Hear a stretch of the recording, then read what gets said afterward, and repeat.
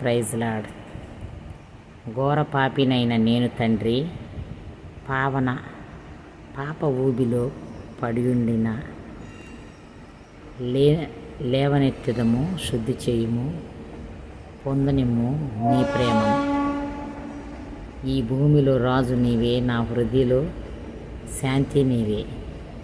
కుమ్మరించుము నీదు ఆత్మను, జీవితాంతము నీ సేవ చేసేదను అని పాట అయితే రాశారు. కానీ అలా ఎవ్వరూ ఉంటలే. సేవ చేసేదని అన్న వాళ్ళే వ్యసన పరులుగా మారుతున్నారు ఫ్రెండ్స్. సేవ అంటే ఎంత కఠినమో తెలుసా? అంత కఠినంగా ఉంటేనే సేవ, లేకపోతే సేవ కాదు. అందుకే అన్నాడు యేసయ్య అన్నాడు, ప్రభువా ప్రభు అని ప్రతివాడు నా వాడు కాడు అన్నాడు. ఎందుకంటే లోకం అలా ఉంది. ప్రభువా ప్రభు అని ప్రతి ఒక్కడు అంటాడు, కానీ పరలోక రాజ్యం చేరలేడు.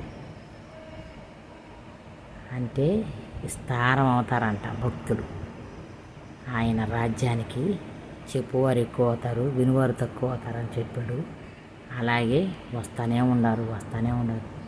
సంఘాలు చూడు ఎన్ని అపోస్తల బోధలో సంఘాలు ఉండట్టు ఉండయా? ఇప్పుడు ఎన్ని సంఘాలు అయినాయి? ఏ సన్నగారి అయినాయి? 2000 సంఘాలు, 3000 సంఘాలు అంట. అలా ఒక్కొక్క పాస్టర్ గారు ఒక్కొక్క సంఘాలు నిర్మిస్తూ ఆ సంఘానికి తోడు సంఘాలు చేసి ఎన్ని సంఘాలు. ఇప్పుడు ఇంకా దైవజనులు పెద్ద వాళ్ళు ఉన్నారుగా, ఇంకా బాగా. అప్పుడు మనము ఏ సన్నగారు వాక్యం విని అబ్బా ఎంత బాగా చెప్పాడు అనుకునేవాళ్ళం. ఇప్పుడు పాస్టర్ల చూడు ఇంకా బుక్కులు గ్రంథాలు చదివి ఎవరెవరో ఎందుకు. ఇప్పుడు కల్వరి టెంపుల్ సతీష్ కుమార్ గారు, జాన్ వెస్లీ బ్రదర్ గారు, స్టీఫెన్ పాల్ గారు బ్రదర్ గారు, మళ్ళీ కల్వరి ప్రత్యక్షత ప్రవీణ్ కుమార్ గారు, ఇంకా చాలామంది. ఇప్పుడు ఎంతమంది వచ్చారు అసలు, గొప్ప వాళ్ళు. మొన్న ఇటీవల పాపం ఇంకా ఒక అతను చనిపోయాడు, చాలా బాగా చెప్పాడు. ఆయన ఉన్నప్పుడు మనకి తెలియలేదు. తర్వాత ఆయన చనిపోయినాక యూట్యూబ్లో వస్తుంటే మనకి తెలిసింది. కానీ దైవజనులంటే వీళ్ళందరూ పరలోక రాజ్యం వెళ్తారని మనం అనుకుంటాం. కానీ దేవుని దృష్టిలో మట్టికి వెళ్ళేది ఆయన నమ్మిన బిడ్డలు మాత్రమే వెళ్తారు. మనం ఏమనుకుంటాం? మనం ఇనువారం అయ్యాం కదా, ఆ పాస్టర్ గారు మంచోడు, ఈ పాస్టర్ గారు మంచోడు, బాగా చదువుతున్నాడు అని చెప్పని అనుకుంటాం. కానీ దేవుని దృష్టిలో హృదయశుద్ధి గలవారు ధన్యులు ఎలాగో అలాగా ఎవరైతే నీతి నిబంధనలతో పాటిస్తూ చేస్తారో వాళ్ళే దేవుని రాజ్యమును చూసేవారు. లాజరు చూసారా? ఆ ధనవంతుడి కాడ రొట్టె ముక్కలు ఏరుకుంటూ తినేవాడు. కానీ ఒకరోజు చనిపోయినాక తండ్రి కుడి ప్రాశ్రమున కూర్చున్నాడు. ధనవంతుడు ఏమన్నాడు? అగ్నిలో ఉన్నాడు. అవునా కాదా? మీకు అందరికి అది తెలిసిందే కదా, ధనవంతుడు స్టోరీ. అలాగనమాట. అట్లాగనే ఇప్పుడు వీళ్ళు చాలా ధనవంతులుగా బాగా చెప్పేవారిగా ఉండొచ్చు. కానీ ఒక రోజున విశ్వాసం ఉండవారే ఆడకెళ్ళేది. విశ్వాసం కోల్పోయిన వారు మనల్ని ఎవరన్నా మీరు అలాగమ్మా ఇలాగమ్మా అని దూషించిన వారు ఉండరు. ఇప్పుడు అందరూ అంటారు కదా, చాలామంది మదర్ తెరీసా లాగా మనకు ఉండాలి, ఆ జ్ఞానం ఉండాలి. కుష్టి వ్యాధి వచ్చిన వాళ్ళకి కూడా ఇలా చేతులు పట్టింది, ఆమె దోషులతో వాంతి చేసుకుంటే దోషుడు పట్టింది అంటారు కదా. అలాంటి బుద్ధులు ఎవరికన్నా ఇప్పుడు ఉండయా? మా చీర నలిగిపోయిద్ది, మా కోటు నలిగిపోయిద్ది అనే వాళ్ళు ఉన్నారు. కానీ వాంతి వస్తుంది, ఆ పక్కకు పోయి కక్కోవాలమ్మా అని అంటారు. కానీ రా మన చేతిలో కక్కు అని ఎవరు అనరు. నిజమా కదా? మనమైనా అనము, ఇంకా వాళ్ళు ఏమంటారు కదా. కానీ వాళ్ళని కూడా మనం అనుకోవద్దు. కానీ వాళ్ళకు ఉండే గౌరవం వాళ్ళకు ఉండిద్ది. కానీ దేవుని దృష్టిలో వాళ్ళు పెట్టుకోవాలి ఆ గౌరవాన్ని కదా. వాళ్ళు పెట్టుకుంటే వాళ్ళు పరలోక రాజ్యం వెళ్తారు, మనం పెట్టుకుంటే మనం పరలోక రాజ్యం వెళ్తాం. అంతే తేడా, ఇంకేం లేదు. నిజమన్న వాళ్ళు నాకు ఒక లైక్ చేయండి, షేర్ చేయండి, సబ్స్క్రైబ్ చేయండి. నేను ఎవరిని ఉద్దేశించి చెప్పటం లేదు ఫ్రెండ్స్, విశ్వాసాన్ని బట్టే మాత్రమే చెప్పాను. మీలో ఎవరన్నా కానీ సరే అలా ఎందుకు చెప్పావమ్మా, ఇలా ఎందుకు చెప్పావమ్మా అంటే నేనేం చేయలేను. కానీ దేవుని కృప అయితే ప్రతి ఒక్కరి మీద ఉండాలని ఆశపడుచున్నా.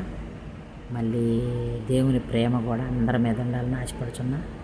ఎందుకంటే ఈ మధ్య చాలామంది బోధకులే తప్పుడు ప్రచారాలు చేస్తున్నారు అని అంటున్నారు కదా. ఆ తప్పుడు ప్రచారాలు ఏం కాదు, అవి ఉన్నవే అంటున్నారు, లేనివి ఏమనరు. కానీ గైకొనే వాళ్ళు గైకొంటారు, గైకొని వాళ్ళు గైకొనరు.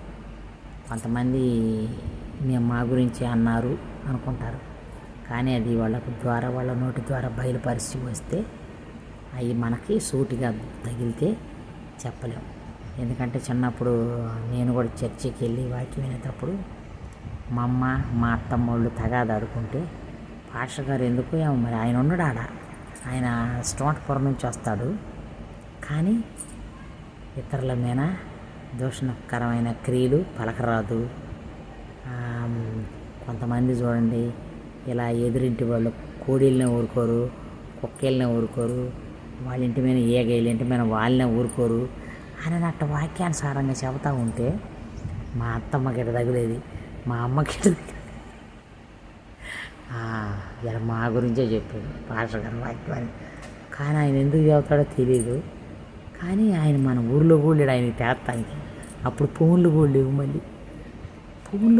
మళ్ళీ అట్లా దేవుడే బయలుపరిచి చెబుతాడేమో తెలియదు. కానీ మంచిగా చెబుతాడు.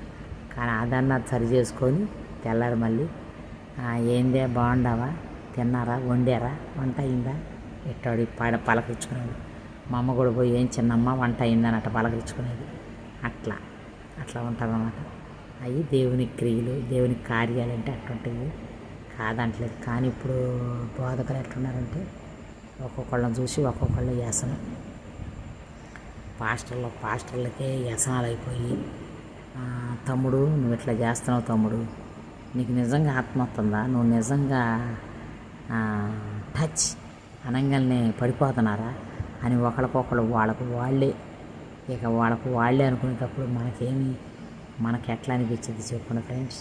అలా అయిపోయాం. అందుకే కొంతమంది ఇక ఫార్మాలిటీకి వెళ్తున్నాం ప్రేయర్కి అన్న భావన కూడా ఒక్కొక్కళ్ళకి కలుగుతుంది. విశ్వాసం ఉంటే హృదయంలో పెట్టుకున్నారు, ఇంట్లో ప్రేయర్ చేసుకున్నారు హ్యాపీగా. కొంతమంది నాలాగా నేను కూడా అయితే ప్రార్థన చేసుకుంటా. మీరు చూస్తున్నారు కదా నా వీడియోలు. ఒక్కోసారి నేను సినిమా పాటలు కూడా చేయట్లేదని నేను అన్నా. దేవుడి ముందు తప్పు ఒప్పుకుంటా ప్రతిదినము. ప్రభువా నేను తప్పు చేసి ఆవిష్కారంతో నేను తప్పు చేసి ఉంటుంది, నన్ను దయతో క్షమించు ప్రభు అని మీరు కూడా అలా అనుకోండి, కోరుకోండి. మన దేవుడు నిజమైన దేవుడు కాబట్టి నమ్మదగిన వాడు, క్షమిస్తాడు. నిజమా కాదా? నిజమన్న వాళ్ళు నాకు ఒక కామెంట్ చేయండి, నచ్చితే లైక్ చేయండి, షేర్ చేయండి. ఓకేనా? బాయ్. అందరూ ప్రైజ్లా.